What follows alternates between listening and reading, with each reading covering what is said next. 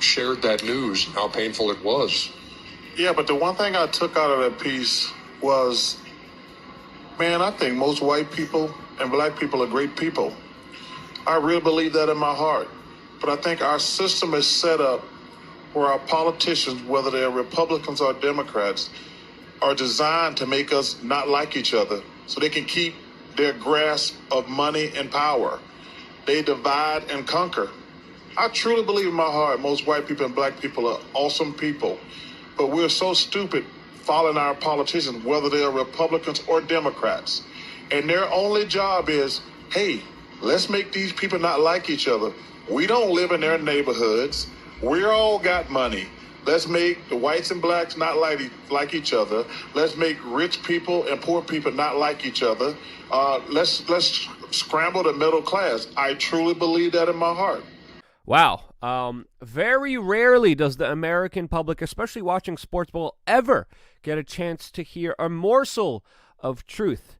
But that was one of those rare moments talking about the divide and conquer agenda, which we've been talking about for years now, that they've been exposed to because of Charles Barkley, who should be protected at all costs. Welcome back, beautiful and amazing human beings. This is Luke Radowski of WeAreChange.org. Happy Easter if you are celebrating that holiday and somehow staying away from big government that has been trying to shut it down. Lots of crazy videos of government officials storming churches from the United Kingdom to Canada that we're going to be getting into in this video, as well as some very troubling developments in Ukraine, which of course is going to benefit the military-industrial complex, and now Microsoft as well. And there's even some incredibly good news that Bill Gates is not very happy about that we're going to be talking about in this video, plus a lot more, all on this independent media organization that prospers and survives because of you guys simply signing up on our email list, which costs you nothing. All you have to do is move your fingers for a few seconds, bada bing, bada boom, and we have sustained independent media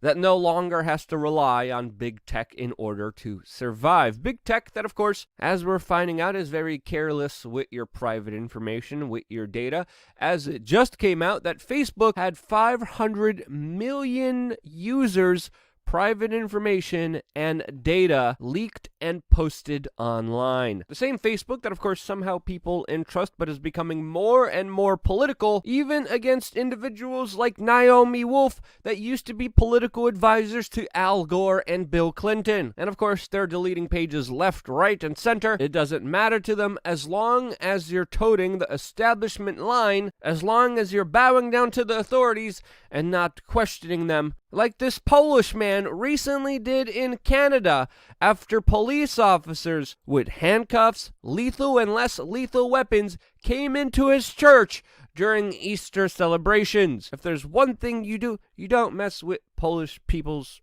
church. You just don't do that. As perfectly exemplified by this video, which had the, quote, Canadian authorities scrambling away. Please get out. Get out of this property. Immediately get out. Get out of this property immediately. Out. I don't want to hear anything. Out of this property immediately. I don't want to hear a word. Out. Out. Out of this property immediately until you come back with a warrant. Out. Out. Out. Out. Out. Out of this property. Immediately out. Immediately go out and don't come back. My own personal opinion? Damn right.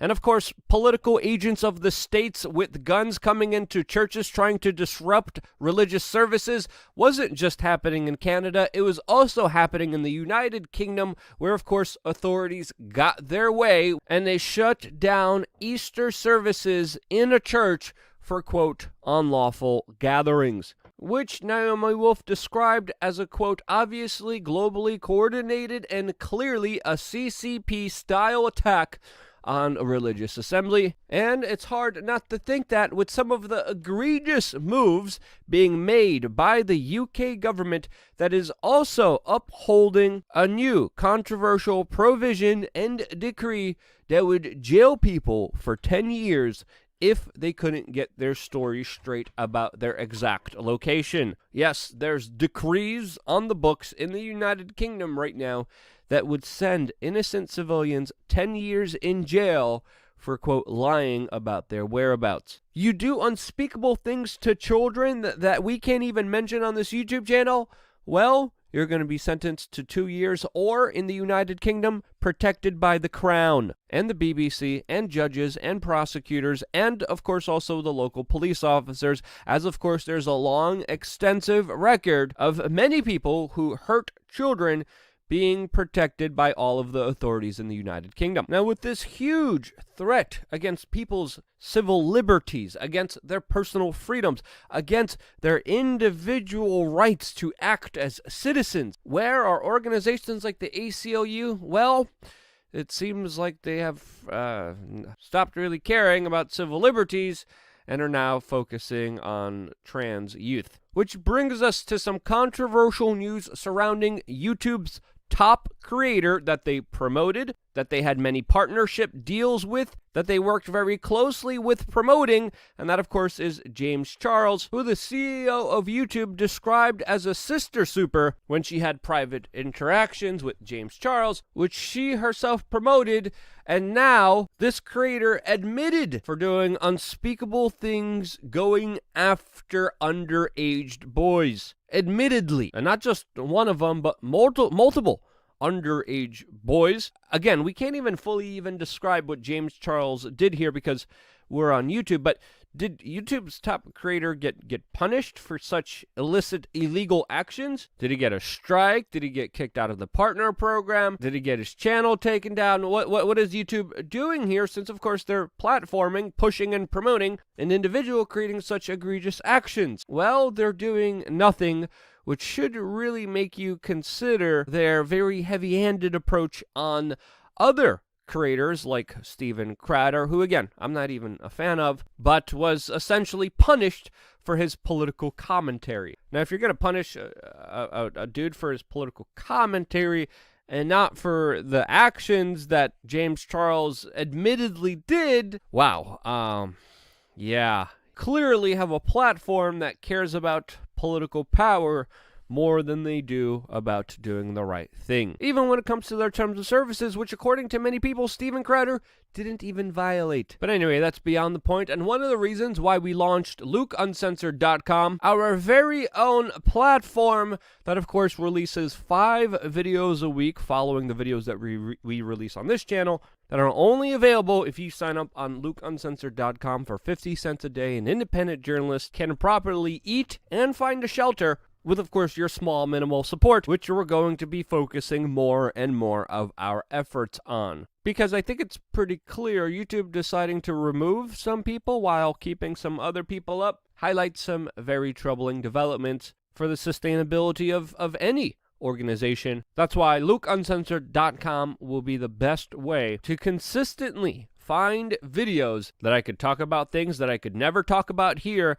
and that could never be taken down. LukeUncensored.com, click the link down in the description below to find out more information about it. Now, as central controllers and government states agents try to take away the last remaining bit of liberties and freedoms that you have left, it's important to point out that they've been doing this on the backdrop of a situation that they can't even keep their story straight on, nor have a coherent message on, as many of their guidelines, procedures, protocols have been changed almost routinely now or violated by some of the government state bureaucrats that are telling government agents to enforce them, as they themselves don't follow the protocols and the restrictions that they called for. A lot of people have been hurt by some of these lockdowns and restrictions. Some of them have decided to peacefully gather, like in Brussels, where they were met with the full brunt of the police that decided to use less lethal munitions on them, along with horses and German shepherds that were used to attack them for peacefully gathering. Protests that, of course, have been happening all over the world, but not widely reported on in the Western mainstream media. And I think it's fair to say that a lot of these politicians that Charles Barkley was alluding to in the beginning of this video are using this tragedy as an opportunity to, of course, fortify and enforce their political power, and also at the same time enrich their buddies in the corporate world that got them where they are. Again, this is not exclusively the case, but I think there are instances of this happening that do deserve to be called out, especially with the larger push for a medical passport that a lot of politicians who are saying you don't need an ID to vote are pushing for, which again has very serious implications for civil liberties and freedoms. Lots of privacy and security concerns, as of course big tech has proven that it cannot keep your data safe, but some of these same Silicon Valley corporations are trying to push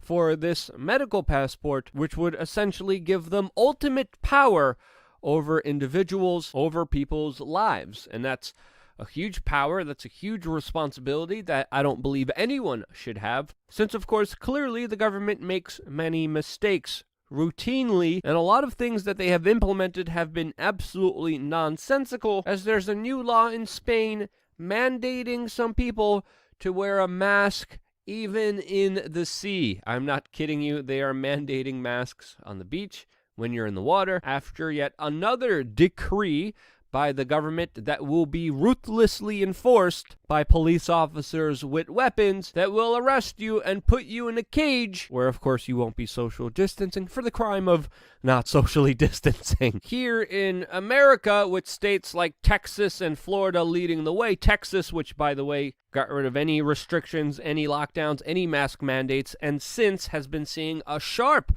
decline in the numbers of cases, hospitalizations, and deaths. That absolutely proved the mainstream media, that absolutely proved the government, that absolutely proved the Biden administration wrong, who said that this move by Texas 3 weeks ago would be absolutely catastrophic, and it hasn't. It's been the opposite of that. And now, surprisingly, we even have top physicians like Dr. Nicole Safir that just came out recently and said Americans will be safe to ditch their masks by Memorial Day, as she says that Americans could reach herd immunity quicker than expected, as of course death rates have dropped 78% just this year alone from its peak in January, which of course is a massive decline, also on the backdrop of different states doing different approaches, but yet having almost identical similar data when it comes to this particular situation, which is having some experts dumbfounded while other people pointing out the obvious, that a lot of these restrictions and lockdowns, the only thing that they have done is increase the pain and suffering on the citizenry. Now, while some top medical experts and physicians are telling you that you could soon ditch the mask, NPR is running defense of pro-mask policies, as they are suggesting that Americans should continue to wear masks after everything is over officially to, quote, cut down on the flu and cold. In an article, which of course they don't cite a single medical professional on. Yeah, it's safe to say that their advocacy is very transparent and absolutely ridiculous. A lot of the people calling for more government, more lockdowns, more mandates, more decrees are usually, but not always, people who consider themselves liberals, but also some of the most prominent ones are also connected to very prominent individuals like Epstein, like Bill Gates, who was friends with him after he was a convicted abuser and trafficker of the most innocent in our society, still decided to hang out with him on a number of occasions, and yet to still publicly address that. And now Mr. Bill Gates himself won't actually be able to block out the sun, as of course we talked about this issue extensively in previous videos, where we described how the billionaire Epstein friend was going to do a trial run of blocking out the sun this summer in Sweden, a part of a Harvard experiment, also a university that had extensive ties to Mr. Epstein, where they tried to dim the sun to, quote, fight climate change. But according to RT, because of the outcry from activists and individuals who don't want a billionaire controlling the weather of the Earth, the Swedish space agency, which was working with Bill Gates, has decided to call off this experiment and will no longer be blocking out a portion of the sun with aerosols. Of course, there was fierce opposition to it, and rightfully so. There was other scientists warning about grave implications and dangers with this experiment, which a billionaire shouldn't be in control of. I'm sorry. A billionaire should not try to control the weather by trying to block out the sun. This was literally almost a storyline out of a comic book story about a super rich villain, and now luckily, because of the outcry, because of people's opposition towards this no longer will be happening, and I think that is absolutely good news. In other related Bill Gates news, Microsoft, a company that Bill Gates founded in 1975, has announced that they are supplying 120,000 VR virtual glasses to the U.S. Army, a part of a contract that is worth $21.88 billion over the span of 10 years. This is a part of a program that will use augmented reality with U.S. military soldiers, that will use machine learning and AI, artificial intelligence, along with robotics to do God knows what. You know, because nothing says freedom fighting like this guy breaking down your door in the middle of the night, kidnapping, taking away your family members for making a social media Facebook post that the government didn't like, which actually is happening in some countries, by the way. But I digress, as of course there also have been massive escalations between the United States and Russia, as Russia has been building up and moving a lot of its troops and tanks on the Ukrainian border, along with the massive military personnel in Crimea, with what some people are saying could be a potential risk for a hot conflict in the region, where the United States is deciding to also build up a lot of its military presence, along with a military drill with NATO that will, of course, escalate tensions from here. I might do a full geopolitical video. If that's something you're interested in, let me know down in the comment section below. I'm here pretty much working for you. I wouldn't be here if it wasn't for you actively sharing this video with your friends and family members. I got a full extensive video that I really want to talk about and get rid of a lot of my frustrations with society on lukeuncensored.com. Check that out later on today. If you're on our email list, we will now email you all the videos that we do on Luke Uncensored, so you could just click on that link and get it right away. You don't have to be logged into the website. But seriously, thank you so much for liking, commenting, and most importantly, getting this video out there to the general public. There's been a lot of things standing in our way, but the one thing that we have going for us is you amazing, beautiful human beings, that this broadcast would not be possible if it wasn't for you. I love you guys. Stay tuned for more here on WeAreChange.org.